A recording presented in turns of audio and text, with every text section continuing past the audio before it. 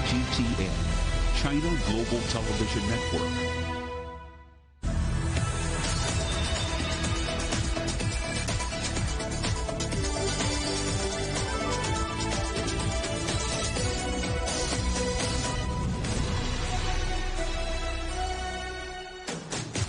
Live from London, this is Global Business.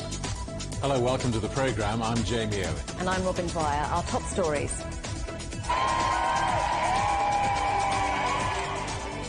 Walkout Wednesday. Up to 500,000 workers go on strike in the UK. The biggest coordinated action in a generation. Our other headlines, a green future for Europe. The EU publishes its roadmap for sustainable industries, but not everyone is on board. One of the UK's most iconic sports cars and the world's richest man in the driving seat. Lotus lists its electric car business in the United States. Longer-range missiles on their way to Ukraine for the first time as the US announces a new $2 billion aid package. And why your holiday in Italy might cost more than you bargained for, with tourist taxes set to double.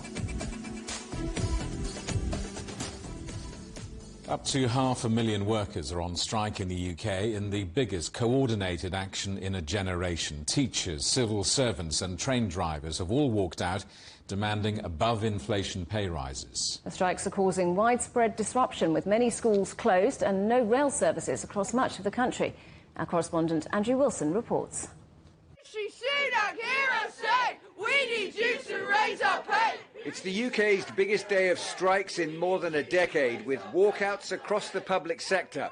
University lecturers, railway staff and bus drivers, teachers and here, civil servants. 500,000 on strike today is the biggest strike in Britain for a decade. And what it's really saying is whether you're a teacher, a train driver, a lecturer or a civil servant, or next week whether you're a health worker, you do not deserve to be poorer at the end of the year than you were at the start, even though you're working harder than ever before. And that is what we face. Inflation has exacerbated decades-old disagreements over pay and conditions. The government blames prevailing economics and a shortage of cash, and public sector workers say they can't afford to carry on. We regret any disruption to children's education. As I've said, the teachers here do not want to be on strike. But let's be clear. The disruption to children's education is happening every day. 500,000 children being taught in classes of over 30. 500,000 children being taught by teachers who aren't qualified in the subject that they teach. 1 in 8 maths lessons being taught by an unqualified teacher. The Prime Minister is still pushing ahead with legislation to limit strike action, but he's just had to fire his Millionaire Party chairman Nadeem Zahawi for suspect personal taxes, so pouring scorn on the lower paid is becoming awkward. The government position, however, remains unchanged. But what we cannot do is give inflation-busting pay rises to one part of the workforce and, you know, make inflation worse for everybody. That's not an economically sensible thing to do. And we've said, and the Prime Minister has said, he will work his hardest to halve inflation, to make sure it's halved before the end of this year. And as the railways go quiet for yet another day, public confidence is taking another hit. Oh, it's terrifying. It's a really, really, really bad time to be here at the minute. Yeah, I don't know, it's quite depressing, it's quite scary. Doesn't really feel like anything's going to change. I don't know, feels like the demise of the UK. I think it's very sad that we've got to this state that we're having to have people sort of on strike and not being able to work, but the other problem is there's a smallish pot of money to go around. I've got family that sort of ambulance workers and nurses, and yeah, I mean, I don't think it's about money. I think it's lack of funding more than anything. I think they're upset because people are just leaving because, I mean, the sort of working hours are so bad and the working conditions are so bad. And as January turns to February, there's still no sign of any resolution anywhere. Andrew Wilson, CGTN. UK house prices dropped by more than expected in January, falling 0.6%. That's according to the mortgage lender Nationwide. January's drop was twice the number forecast and is the 5th month in a row they've fallen, marking the longest period of decline since 2009. The market has been hit by a surge in borrowing costs and other inflationary pressures. The UK government has unveiled draft rules on cryptocurrencies, aiming to bring the sector into line with mainstream financial regulations. Cryptos have had a turbulent year. Platforms such as FTX have collapsed and the values of leading currencies have fallen significantly. The rules will cover firms operating within Britain or those providing services to the UK. PayPal has become the latest tech firm to announce big job cuts. It's slashing 2,000 positions, around 7% of its global workforce. The online payment platform said it was responding to a challenging macroeconomic environment. It follows tens of thousands of layoffs in the sector from firms such as Twitter, Google, Amazon and Microsoft. Snapchat owner Snap Inc. has warned that revenue for the current quarter could fall by as much as 10%, sending its shares down 14%. That comes after the company reported a loss in the previous quarter as it struggles with weak advertising demand. Snap said a weakening economy and increased competition continued to damage its business. China's stock market regulator has smoothed the path for companies wanting to IPO. The registration system has been expanded to the main stock markets. That removes the need for secondary approval by the China Securities Regulatory Commission, which previously had the power to cap IPO prices. This move aims to give that power to the market and to improve access to funding for smaller companies. Inflation across the Eurozone has fallen to its lowest level in 8 months. The average rate for January across the 20 countries that use the euro currency was 8.5%, less than predicted. However, underlying price growth in goods and services remained the same as the previous month. The European Central Bank has already promised more interest rate hikes, hoping to bring inflation down towards its 2% target. Well, Europe's green future has been unveiled by the EU in a wide-ranging and ambitious plan to boost sustainable industries. European Commission President Ursula von der Leyen said it will include loosening of EU state aid rules and reallocating existing funds. She also pledged faster approval of green projects. The plan aims to strengthen European competitiveness against the United States and China. Well, let's talk to our correspondent Alex Cadier in Brussels. Alex, tell us more.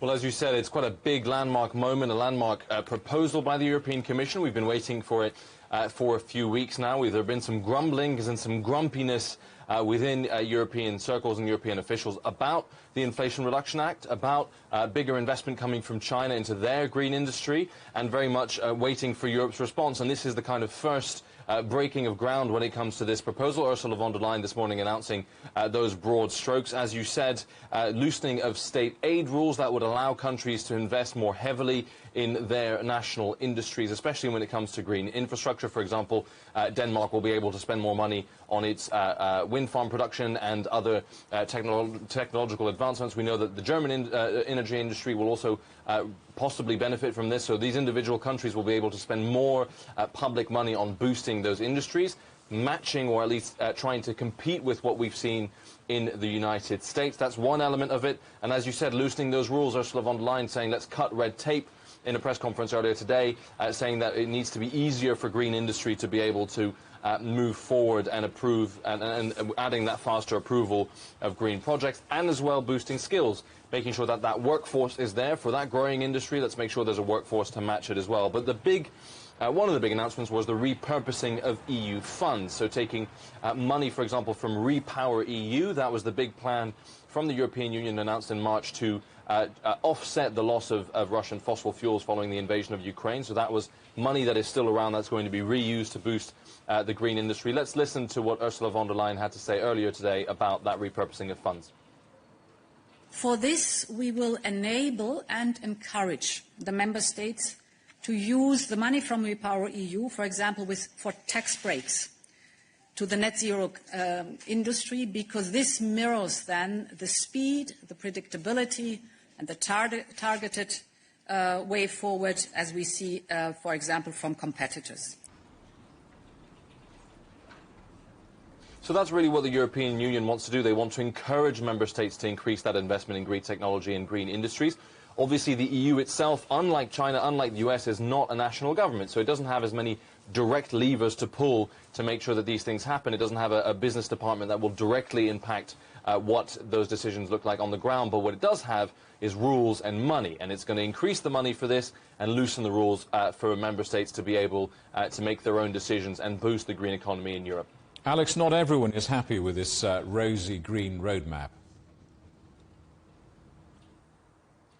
Yeah, rosy green roadmap and not everyone happy. That's to be expected. Obviously, this is a plan that's supposed to work for 27 different member states, and they will all have competing interests, and they all will have different perspectives on this. Now, we saw earlier when this plan was previewed, when we knew that this plan was coming, 7 different countries writing a letter saying, look, let's make sure we don't borrow more money to fund it. We want to be really careful with the amount of money that the European Union is borrowing, or the bloc is borrowing as a whole. Not signatories to that letter were the Dutch, the Belgians and the Germans, obviously key players. The other concern with a lot of these member states is that, well, big economies like France and Germany will have the economic firepower to spend a lot of money boosting their green industries. We know, for example, that the French and the Germans have a lot of investment in renewables, or a lot of investment, certainly for the French, in nuclear, and so they'll have a lot more firepower than smaller countries, say, like Malta or Cyprus, or some of the smaller countries in Eastern Europe. And there's a real desire from those countries to say, well, look, let's make sure we don't get priced out of our own European market. And Ursula von der Leyen trying to address those concerns by announcing a European sovereignty fund, which will kind of balance out that economic imbalance. But that will take a little bit of time, and so obviously we'll see negotiations between the member states and the European Commission coming up in the next few weeks. We've got a European Council in just over 10 days, and that will be a real key moment to see how the heads of state resolve this. Now, hopefully the European Commission is hopeful for a quick resolution, but there are competing interests, and we'll have to see how those negotiations go moving forward. Alex, thank you for that. Our correspondent Alex Cadier in Brussels. Well, let's talk now to Hosuk Lee-Makiyama, who's director of the European Centre for International Political Economy. Good to have you back with us on the programme, Hosuk. So we heard some of the detail there from our correspondent, but what are the most significant parts of this deal, do you think? Well, the key feature of this package is that, first of all, it repurposed some of the unused money that is around various kind of slush funds in the EU, including the pandemic money that we heard about, and also a little bit of transition funds that came after Brexit, and repackage and repurpose them all for the green transition. So in terms of actually new money added, there isn't really that much, which perhaps to basically appease some of the northern countries being really worried about going into massive EU subsidies. And in addition, we've had also quite a few loans that has been underutilized within the EU system that has been also repurposed for this direction. And there are a couple of unclear ideas that has been really been fleshed out. We heard previously now from the reporter here about the sovereign wealth fund, and this is something that we normally associate perhaps with petro economies in the Gulf or Southeast Asia. But the whole idea around having a European sovereign fund that can actually go and invest in individual companies has been floating around for a while, and also trying to address some of the capital shortages through a capital markets union, which has been on the drawing for at least 2 decades. So in short, this is really a question about, well, never waste a good crisis, and trying to do what you were planning to do anyway. And one of them is actually not on an EU level, because if you look at many of the features of the, well, first of all, the IRA in the United States, but also other kind of transition funding that has been put on the table in recent years, it's really a question about tax credit. The problem with the EU is that we don't actually have EU taxes. There is actually nothing to credit. So we are going to turn a blind eye to well, state aid and tax credit as done on a member state level, and this is one of the strongest feature of the European single market. So all in all, not so much of a package that we would have perhaps believed. And you mentioned the IRA there in the United States, and this deal's been designed in part to counter that, and also China. Does it do that? Well, I would say it's almost entirely in response to the U.S. IRA rather than anything else. I mean, if you look at the race with China is really known. This is a fact of life that Europe has been living with for the last 20 years. And we really need to remember that commercially speaking, I mean, the United States trade in the same goods as Europe does, and while the United States has been basically unharmed by the conflict in Russia. So while Europe has seen these rising energy prices, United States has actually been able to subsidize hydrogen and going into massive scale into deployment of renewables, which basically keeps energy prices, according to some analysts, almost to a zero level. And that also raises a major concern for manufacturing exporters, for example, like Germany and the Nordics. And the EU's Ursula von der Leyen said that this plan is designed to level a global playing field. But as we heard from our correspondent, some EU countries will be able to spend more on green subsidies rather than others. There can't really be a level global playing field, can there? Well, to be fair, I mean, not all countries have fiscal firepower in order to subsidize their industry, and not everybody wants to. And the vast majority of member state level state aid that we've seen has been in France and Germany. Over half of them is actually in these two countries. But if you look to the middle powers of the world, for example, like Nordics and Italy and Eastern Europe, they don't have the same means to subsidize their industry in the same effect. So maybe you could say that there might be a global playing field, but there's certainly not a European regional level playing field. Okay, Husvikli Makayama from the European Centre for International Political Economy. Good to talk to you as always. Thank you for joining us. Thank you. You're watching CGTN. Still ahead, we'll take you to the United States next, where all eyes are on the Fed and their plans for interest rate rises.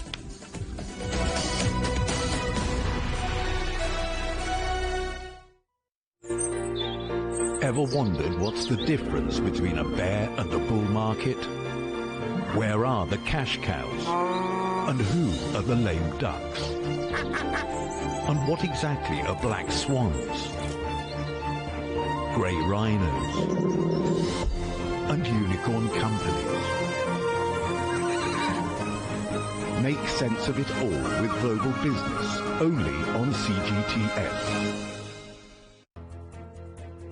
There's a new agenda for a new world, accelerating change in almost every part of our lives. It's shifting the norms of how we work, travel, and connect. How we think, interact, and develop. It's a new reality, a new agenda with me, Juliette Mann.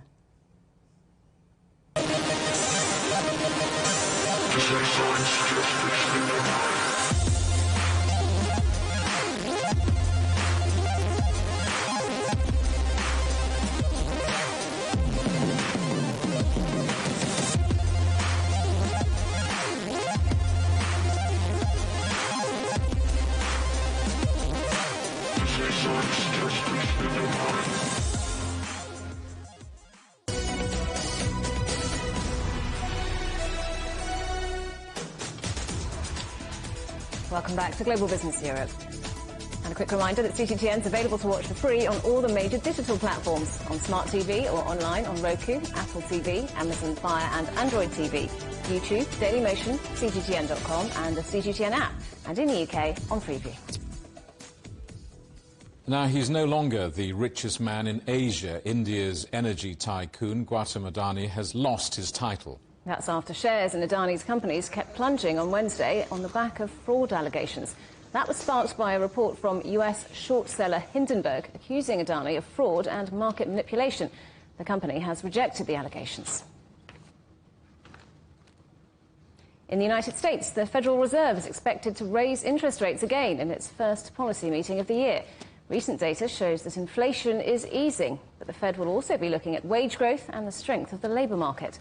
Well, let's talk to our correspondent, John Terrace in New York. So, John, prediction time. Yes. What is the Fed going to do? Yes, Jamie and Robin. 25 basis points. Done. There we are. I've told you, you can relax now. And if it isn't 25 basis points, I'm going to eat my hat. This is my hat from the Brooklyn Cyclones. They are a minor league baseball team over in Brooklyn. And I'm going to eat this live on the show tomorrow if it's not 25 basis points. How's that? Of course, I could be wrong.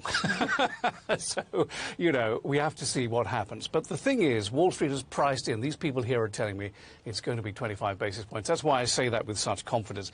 And the reason is inflation is certainly showing signs of slowing down now. Now, food isn't really. So ordinary people aren't noticing it when they go for the weekly shop. And I think natural gas isn't really. But almost everything else is now, more than a year after we first noticed it. And another reason for saying it so convincingly is that on Friday, the central bank's favoured measure of inflation, which is called PCE, which stands for Personal Consumption and Expenditures. On Friday, it showed serious signs of prices cooling. Now, this won't mean very much to you, but I'm going to say it anyway.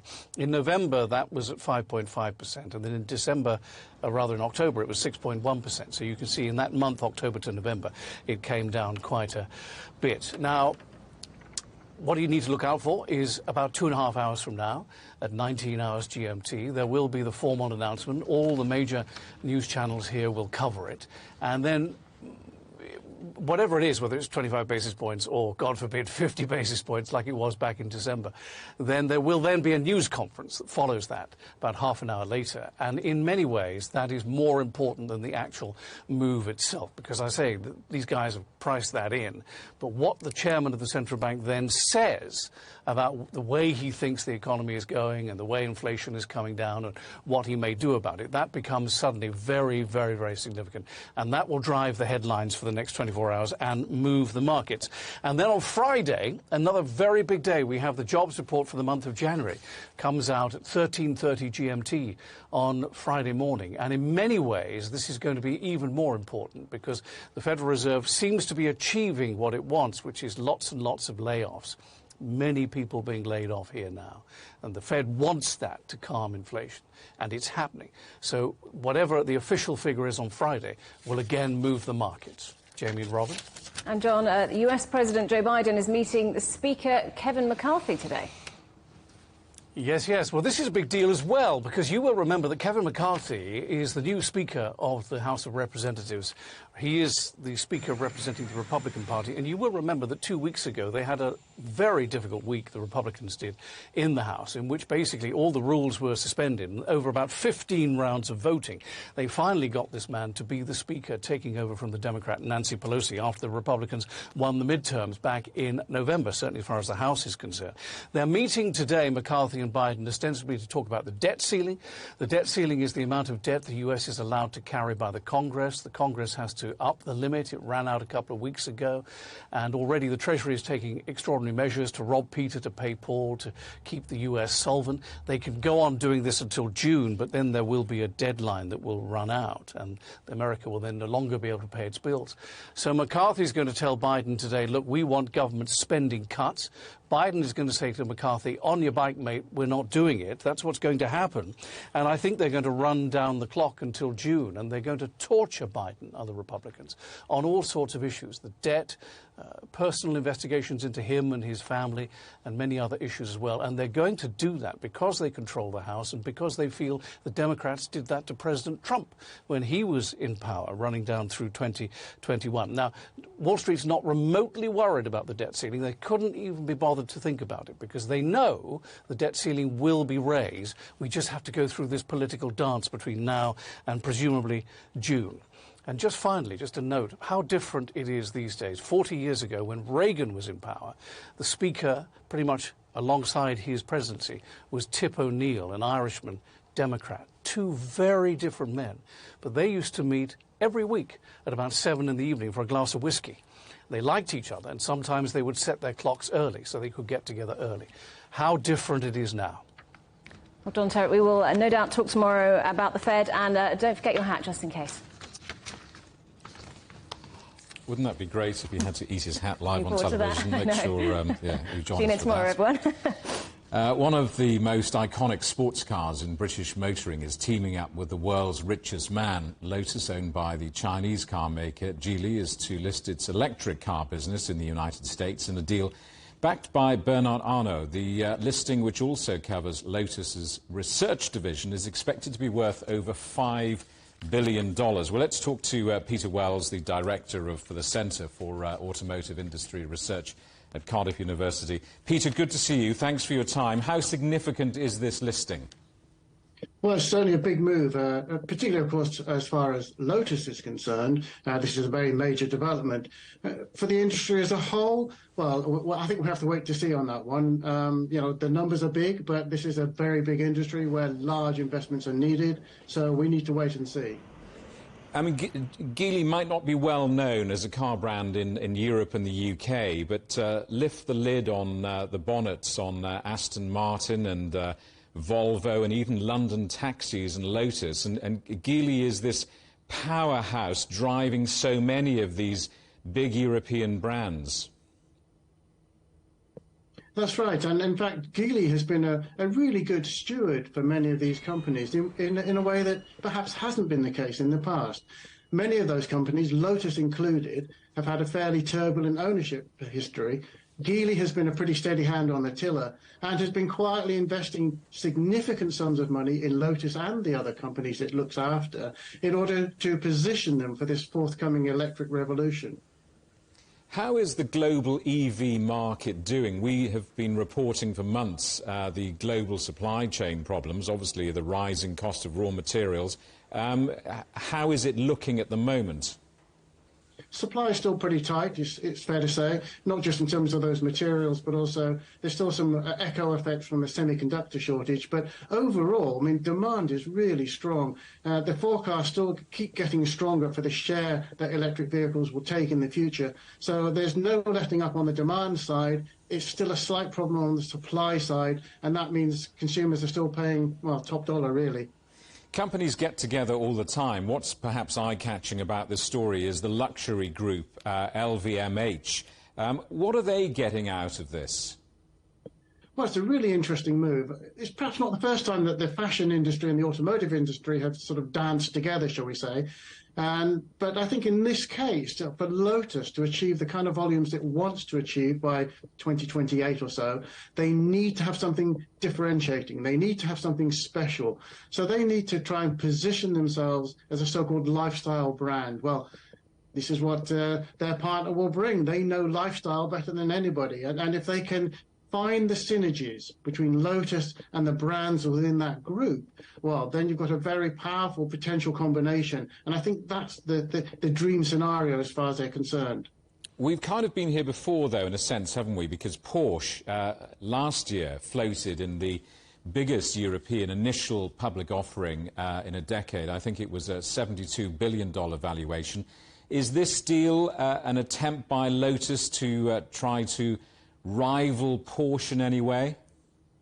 Well, of course, the Porsche flotation was a much bigger issue, a much bigger concern, and Porsche was already very well established in terms of its migration as a sports car brand into a much more populist SUV sort of brand, and of course has developed electric vehicles, was on the market already and doing very well. So that was a very different story, but it does indicate there's an appetite in the market for this sort of positioning. So I think that's what Lotus are looking at. They're never going to be as big as Porsche, but they do see that there's the potential there. And of course, other companies are also pushing hard in this area. Ferrari has an electric brand now, a four-seat, four-door SUV, effectively. So this is where the whole industry is going. Lotus cannot afford to leave it behind if they want to remain in the automotive industry. So in a sense, it's a do-or-die push for survival.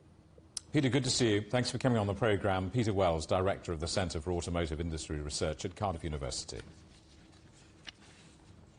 The pandemic changed the way we work all around the world, with remote working, working from home and quitting work altogether. As China reopens after the pandemic, job fairs are being held across the country to try to help people back into employment. CGTN's correspondent Wang Hao has the story.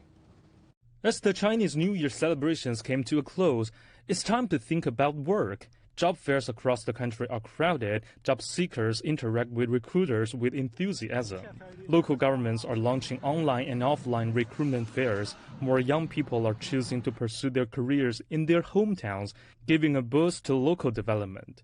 In enterprises, especially the high-tech and service sector, are also more willing to recruit young people. Our company is more inclined to recruit some young people, and there is also a perfect mechanism for the cultivation of talents, which will bring some opportunities for young people to improve. In northwest China's Ningxia, nearly 300 enterprises attended job fairs in January. The move has provided about 20,000 jobs. In East China's Shandong province, recruitment fairs use different channels, including live streaming. I didn't go out last year and haven't found a suitable job.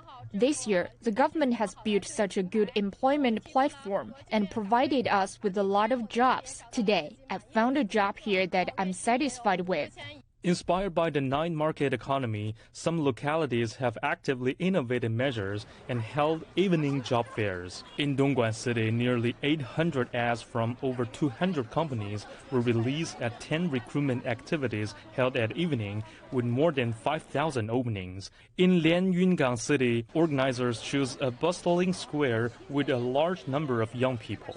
I have participated in many job fairs before, and there are very few recruitments held in the evening like this. The new form of job fair provides opportunity to both shopping and finding a job that suits me. The government has pledged that China will maintain a stable labor market in 2023 and will put employment as priority. Wang Hao, CGTN. You're watching CGTN. Still ahead, the funeral of Tyree Nichols, who died after a police beating, is delayed by bad weather. We'll take you there next.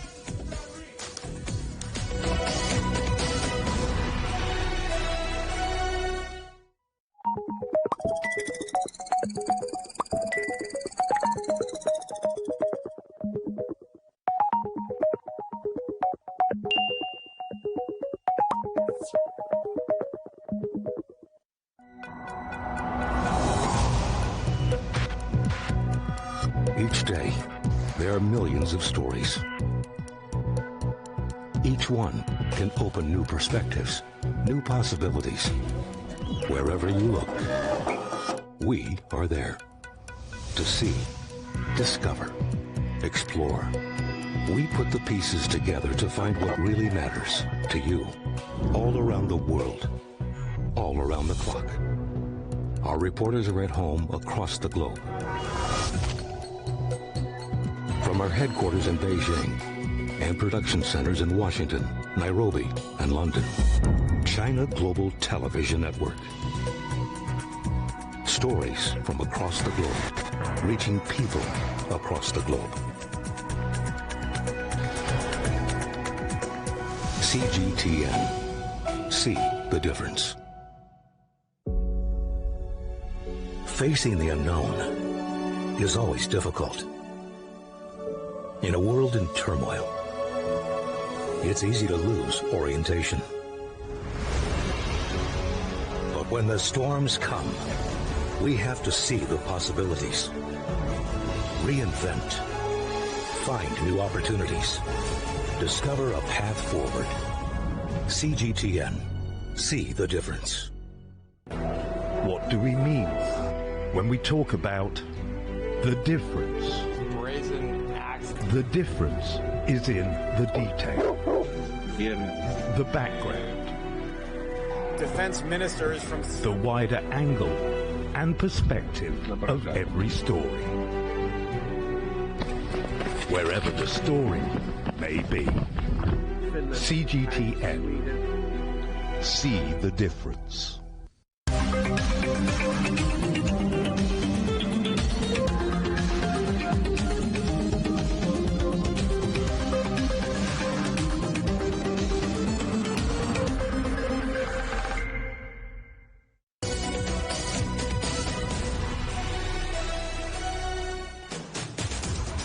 Welcome back to Global Business Europe with Jamie Owen and Robin Dwyer. Our top stories, the green future for Europe. The EU publishes its roadmap for sustainable industries, but not everyone is on board. Our other headlines, longer-range missiles on their way to Ukraine for the first time as the United States announces a new $2 billion aid package. Up to 500,000 workers are on strike in the UK in the biggest coordinated action in a generation. Teachers, civil servants and train drivers have all walked out demanding above-inflation pay rises. The strikes are causing widespread disruption, with many schools closed and no rail services across much of the country.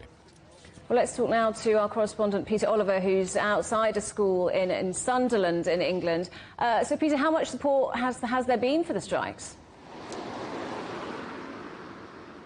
Well, interestingly enough, the very latest poll that came out just a few minutes ago before I'm speaking to you shows it was a poll of around 1,200 parents who had children involved in the whole striking situation today, which has seen them having to be looked after elsewhere.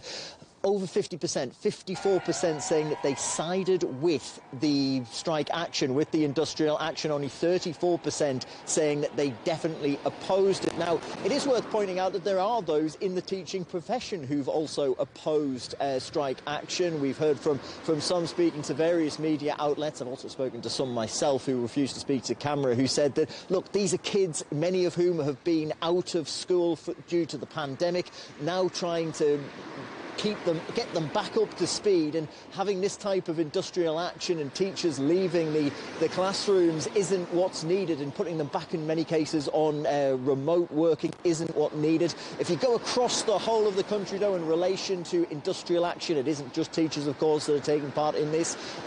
Well, it all basically breaks down to whichever of the two main political parties you tend to support in the UK. Those who would side with the Labour Party more often than not, they're quite in favour of the strikes overall. Those who would vote traditionally Conservative, they aren't so much. However, what is interesting and is probably indicative of the cost of living crisis in the UK is that some of those Conservative voters saying that while they will not agree with the strikes, they certainly understand them and are looking for more fairness when it comes to people getting wages for jobs that they would previously been able to earn quite good livings from, and now are struggling because of the cost of living crisis. Peter, thank you very much. Our correspondent Peter Oliver in Sunderland in England. Officials in the United States say a new military support package for Ukraine will include newly developed longer-range missiles for the first time. The $2 billion deal will see weapons with a range of up to 150 kilometres sent to Kyiv. Ukraine is still asking for fighter jets to repel Russian troops. Washington has so far ruled that out, but some other countries have not dismissed the idea. Let's talk to our correspondent Stuart Smith in Moscow. Stuart, what's the Kremlin saying about this latest round of military support from the United States?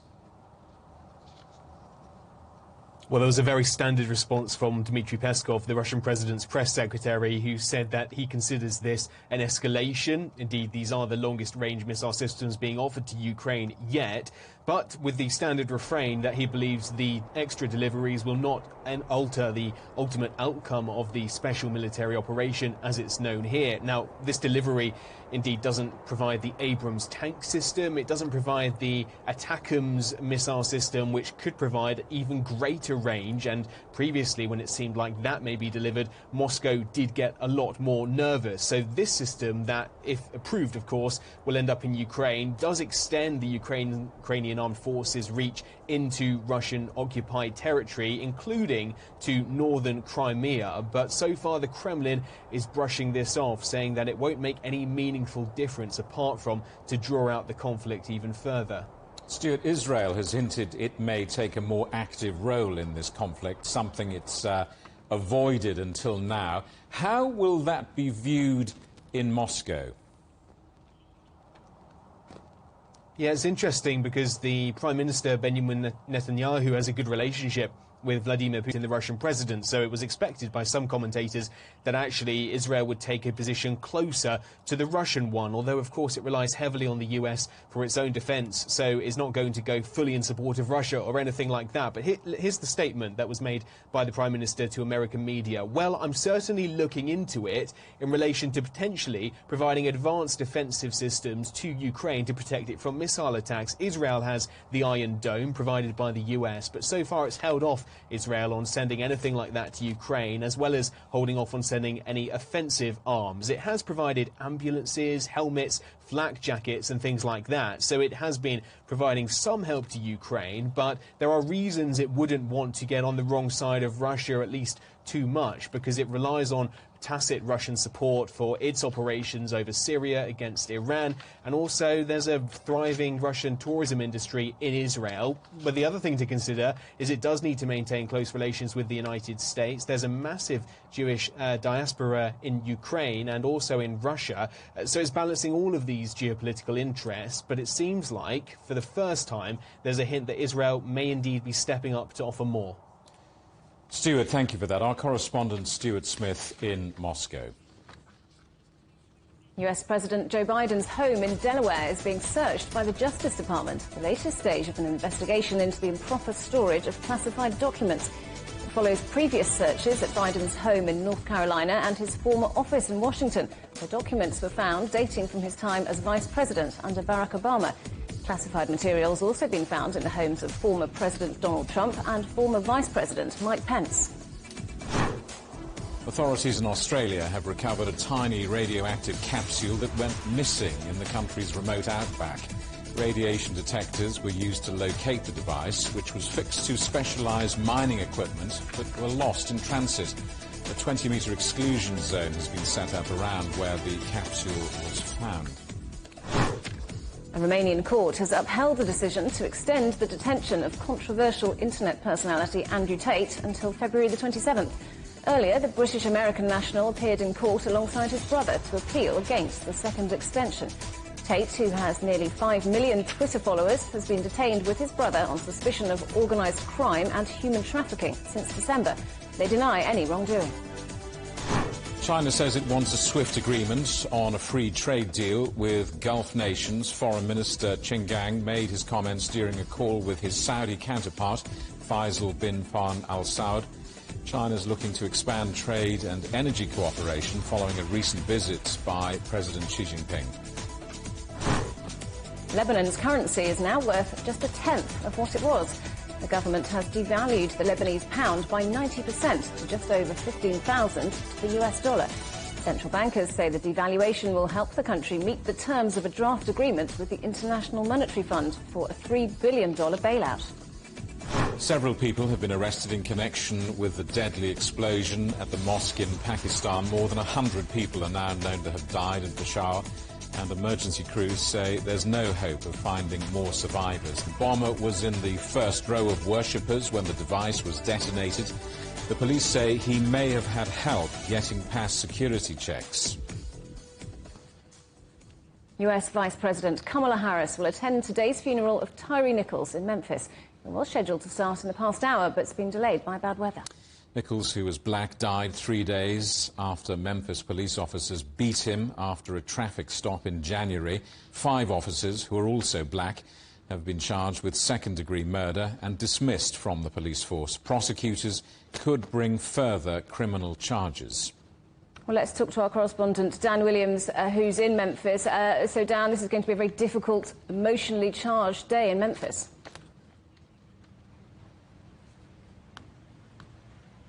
Yeah, very much so. Yeah, as you say as well, there has been a delay to this funeral. As you can see, the ice storm that has blown through most of the US also impacted Memphis, and that's hence why there has been a delay. Now, we understand that this funeral will really focus on Tyree Nichols and his life. It will be a celebration, we're told, of his life, that he was the father to a 4-year-old, that he was an avid skateboarder, keen photographer, but of course it will be still front of mind, those images that were released just last week of his death and the way that he died at the hands of police officers. That took place January the 7th and dying some 3 days later in hospital. And as you say, Kamala Harris, she will be in attendance, and also in attendance will be the likes of friends and family of George Floyd's family, Breonna Taylor's family, and other family members of those that have had loved ones that died at the hands of police. So there's no doubt that that will be very much emotionally charged. Now, the eulogy will be delivered by the civil rights leader, the Reverend Al Sharpton. Now, he also was part of the news conference that took place here last night, taking place actually at the church where the Reverend Martin Luther King delivered his last speech some 55 years ago. This is what Sharpton had to say. What happened the Tyree is a disgrace to this country. There's no other way to describe what has happened. We're all Tyree now. That's right.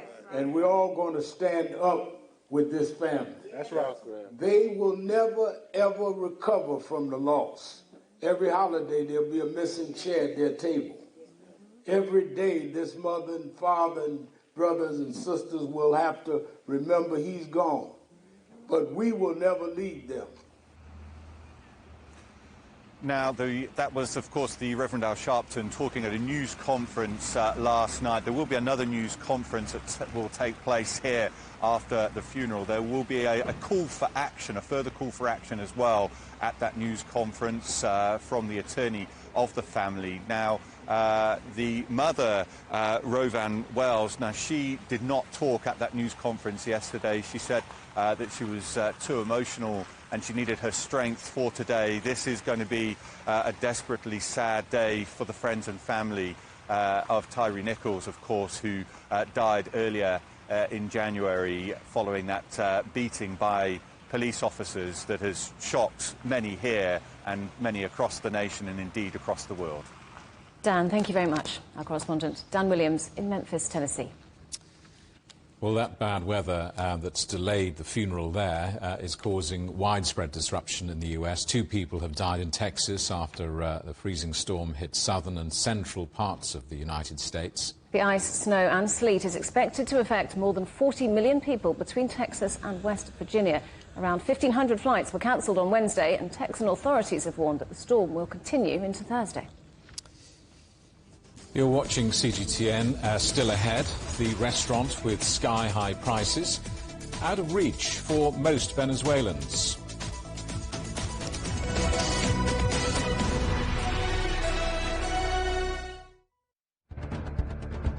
Events have consequences. Words create impact. Unprecedented scenes that we saw. The clean-up operation is now well and truly underway. Parts of southern Europe remain in a state of emergency. Context gives meaning. People make history. Far more than 1,000 people have come here today. But authorities are still on high alert. So now we've actually become the border on this road. A complex world demands a comprehensive view. But with the cleanup efforts more or less under control, the economic impact is bound to ripple across the country. There's plastic pollution everywhere. Because the world today matters for your world tomorrow. This is the living area of the crew. The focus is firmly on future technologies. Well, this is something completely different. The world today, every day on CGTN.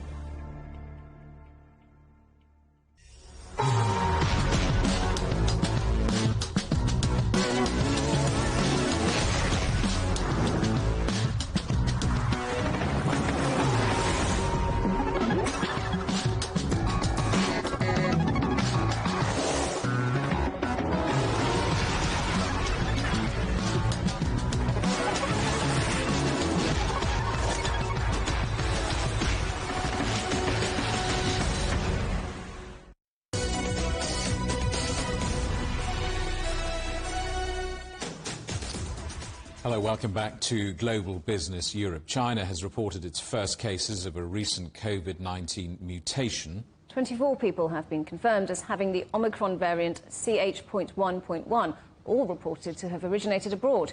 So far, 67 countries have reported the new strain. Chinese health officials say they believe an epidemic of the new variant is unlikely in the short term. Italy is loosening travel restrictions on passengers from China. Our correspondent Alex Fraser reports now from Milan. Italian testing rules for arrivals from China are changing again. People need to test negative for COVID-19 in the 48 hours before they travel.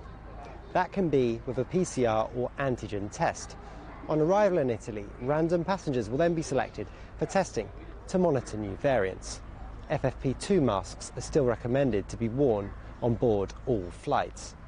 This is a softening of the travel restrictions introduced at the end of December, when Italy became the first country in Europe to reimpose tests on arrival for all passengers arriving from China. In 2019, Italy received almost 5.5 million visitors from China, It comes at a time when Chinese tourism to Italy is expected to increase after the reopening of international travel. Later this month, Milan's Fashion Week will welcome back Chinese buyers, brands and visitors for the first time in 3 years. The new measures come into effect from Wednesday and are due to expire on February the 28th, when the public health situation will be reviewed again. Alex Fraser, CGTN, Milan. Staying in Italy, and visitors to Italian cities could soon be paying more for their holidays, with tourist taxes set to double. Many hoteliers and other business owners say it will damage their recovery after COVID and want the changes to be delayed. Our correspondent Hermione Kitson reports from Florence. With its museums, palaces and churches housing some of the world's most precious artistic treasures, Florence is known as Italy's City of Art. And after devastating COVID closures, it's once again abuzz with visitors. In respect to 2019, we're still down 30%, but there is an increasing return of international visitors. Over the Christmas and New Year period, the city welcomed 365,000 tourists. But there's concern that comeback could stall due to a rise in the city's tourist tax. The tax for a stay in a 5-star hotel, for example, could double from 5 to 10 euros a night. This is not the right moment for such a change after the pandemic and now the war in Ukraine, an energy crisis, soaring bills and inflation. The increase being debated applies to cities that recorded 20 times more visitors than residents in the past 3 years. Claudio Barbarisi is among hotel owners who say the increase is short-sighted. A significant rise in the tourist tax could mean that a client simply decides to change their destination, and that would have a flow-on effect for the whole industry. However, the city's deputy mayor says it will bring Florence in line with other big cities, with the funds being reinvested in the sector. The scope is actually this, to improve services for tourists and make the city more welcoming, cleaner and more accessible. The price hike is set to come into effect in April this year, and it's not just Florence where tourists will be paying more, also in the cities of Venice, Verbania, Rimini and Pisa. Understandably, it's not proving popular among visitors. If you want to spend 5 nights for 2 people, no, it's too expensive. It makes sense, but it also sucks for the tourists, so. But residents say that tourists have a key role to play in the city's preservation. Everyone has the right to see beautiful things, but it's also true that there are costs involved for the city's upkeep. Florence Council is expected to announce details of the new tourist tax next month. Hermione Kitson, CGTN, Florence. After years of recession, some parts of the Venezuelan economy are seeing something of a mini boom. The government has eased many of its restrictions on private businesses, prompting investors to launch new ventures. Our correspondent Stephen Gibbs reports. Imagine Caracas, and you perhaps wouldn't imagine this.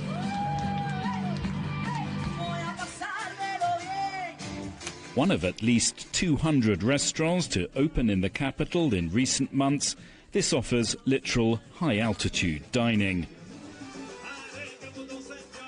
The 1-hour flight, as it's called, with all food and drinks included, cost $180 a seat in the opening week.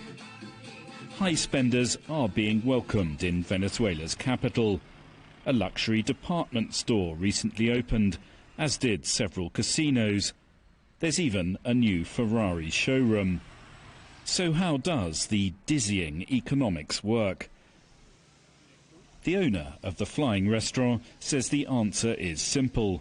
Over the last 3 years, the government here has freed many of its restrictions on private enterprise. And in one key change, it allowed businesses like his to charge in dollars. Eso fue lo que hizo que explotara las inversiones. That was what led to a boom in investments, as now the dollar is used as a currency and the profit is also in dollars, so that encouraged a lot of people to invest. Eso hizo que mucha gente se animara a invertir. Investment is one thing, but you also need customers. And are there really enough in a country where the minimum wage is currently less than $6 a month? Bueno, sí es verdad que It is true that not everyone can afford this, but there is an important group that can keep this business going. It's like everywhere in the world. There are people who can and people who can't. There are people who can buy a Ferrari and there are people who can't. Some see all this as leaving a bad taste, given inequality is on the rise here. But others, including the customers, told us a bit of optimism is just what Venezuela needs. In Caracas, there are still people who believe in the country, who invest and enjoy the good things that they are here. There are, however, some signs that this mini-boom may yet prove a bubble. The Flying Restaurant in recent days has sharply dropped its prices, a reminder that to do business anywhere, you have to be prepared to take a risk. Stephen Gibbs, CGTN, Caracas. And finally, the Vikings have had a makeover. An historic tradition in the UK's most northerly region has a new look. Women and girls have taken part in the Shetland Islands' annual Viking Fire Festival for the first time. Hundreds of burning torches were paraded around the capital Lerwick before being tossed onto a Viking ship, a tradition stretching back more than 100 years. Only people who've been living in the town for more than 5 years are allowed to take part. The headlines again. Walkout Wednesday. Up to 500,000 workers go on strike in the UK, the biggest coordinated action in a generation. Our other headlines: a green future for Europe. The EU publishes its roadmap for sustainable industries, but not everyone is on board. And longer-range missiles on their way to Ukraine for the first time as the United States announces a new $2 billion aid package. And that's it for Global Business Europe. Thank you for watching. More on all our stories at europe.cgtn.com, and do follow CGTN Europe on Twitter, Facebook and Instagram. We're on smart TV apps, Roku, Apple TV, Amazon Fire and Android TV, YouTube, Dailymotion, CGTN.com and the CGTN app, and in the UK on Freeview. Coming up next on CGTN, it's Africa Live. We'll see you again tomorrow, same time, same place. From all of the team here in London, goodbye. Goodbye.